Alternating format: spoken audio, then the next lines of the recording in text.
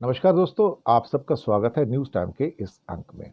दोस्तों, reserve bank of India ने 5 साल के इंतजार के बाद 25 बेसिस पॉइंट का रेपो रेट कम कर दिया।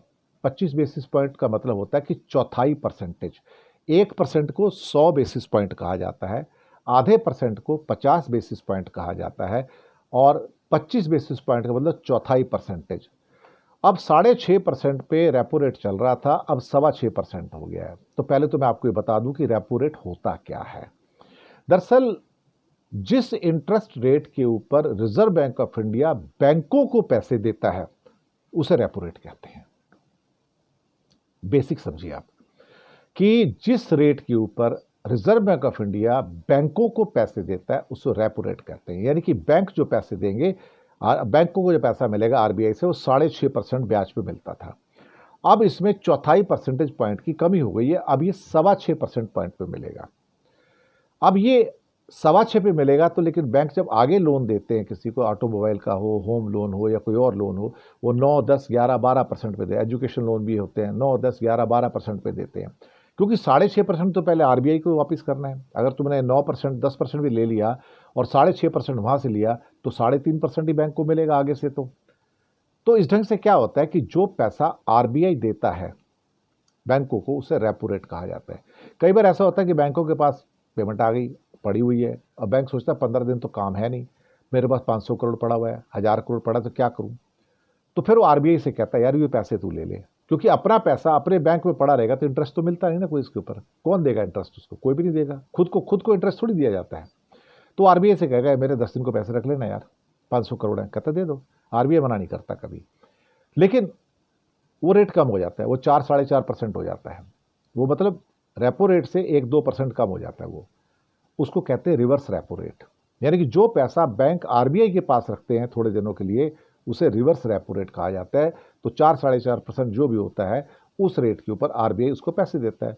तो बैंक का पैसा अगर खाली पड़ा हुआ था 500 करोड़ रुपए, उसको कुछ मिलने वाला तो था नहीं, तो आरबीआई के पास रख के उसको 4% पैसा मिल गया। समझो जो रिवर्स रेपो रेट है, तो उसको 2 पैसे मिल ही गए ना, तो बैंक की इनकम में ऐड हो जाता है वो।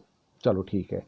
अब 25 बेसिस पॉइंट कम हुए, चौथाई परसेंटेज कम हुआ, लेकिन जो प्राइवेट बैंक है, तो हमने पाया कि जो लोन दिए हुए एजुकेशन, होम लोन या ऑटोमोबाइल, 68% लोन जो है वो प्राइवेट बैंकों ने दिए हैं। HDFC, ICICI, axis bank, IDFC, इन्होंने दिए।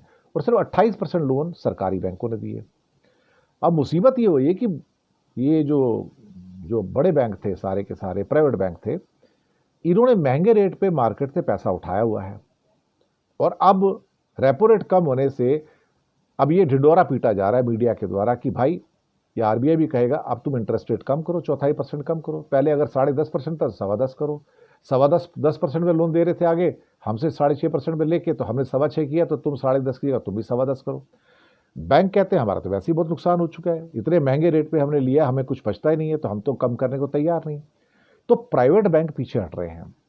अब गवर्नमेंट बैंक भी पीछे हट रहे हैं, वो भी नहीं करना चाहते।